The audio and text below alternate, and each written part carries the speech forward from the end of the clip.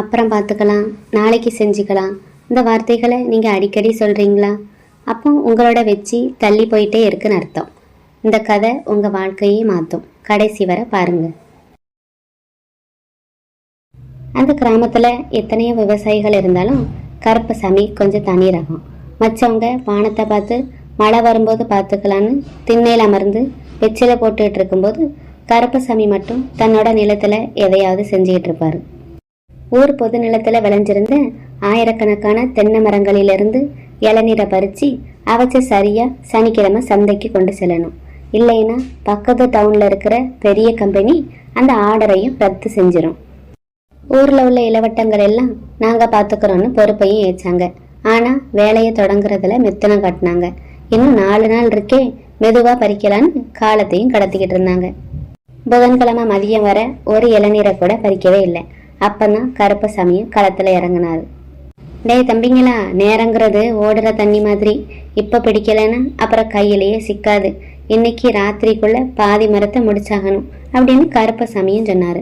ஊர் இளைஞனும் ஒருவன் அக்களா, பெரியவரே வெயில் மண்டைய பழக்குது, சாயங்காலத்துக்கு மேலே பார்த்துக்கலாம், இன்னும் 3 நாள் டைம் இருக்குல்ல அப்படின்னா. கருப்பசாமியும் பதில் சொல்லவே இல்லை. அவரை தன்னோட இடுப்புல அருவாளை சொருகிக்கிட்டு மரத்துலையும் ஏற ஆரம்பிச்சாரு. நாளைக்கு செய்யலான்னு சொல்றவன் கோலை, இப்பமே செய்யறவன் தான் வீரன். இதுதான் அவரோட பாணியம். வியாழக்கிழமை அதிகாலை திடீர்னு வானமும் இருண்டுச்சு. யாரும் எதிர்பார்க்காத நேரத்துல சூறாவளி காத்தோட மழையும் பெய்ய தொடங்குச்சு.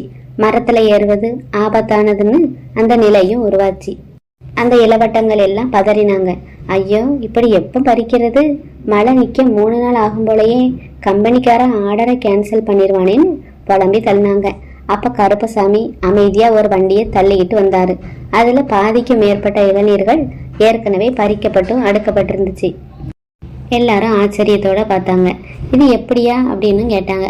கருப்பசாமியும் சொன்னார், நீங்கள் வெயில்னு ஒதுங்கின பிறகும் அப்புறம் பார்த்துக்கலான்னு தூங்கின பிறகும் நான் நேரத்தை சேமித்தேன். முதல் 2 நாள் நான் சரியாக தூங்கலை. மழை வரும்னு எனக்கு தெரியாது. ஆனால் நேரம் வரும்போது செஞ்சுக்கலான்னு நான் என்றைக்குமே காத்துக்கிட்டு இருந்தது இல்லை. இதோ 3/4 வேலையை முடிச்சாச்சு.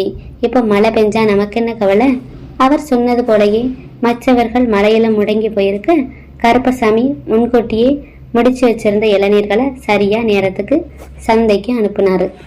சனிக்கிழமை காலையில கம்பெனி மேலாளரும் வந்து பார்த்தபோது அந்த ஊர் இளநீர்கள் எல்லாம் தயாரா இருந்துச்சு. அந்த லாபத்துல ஊர் பொது நிதிக்காக ஒரு பெரிய தொகையையும் கருப்பசாமி வாங்கி கொடுத்தாரு.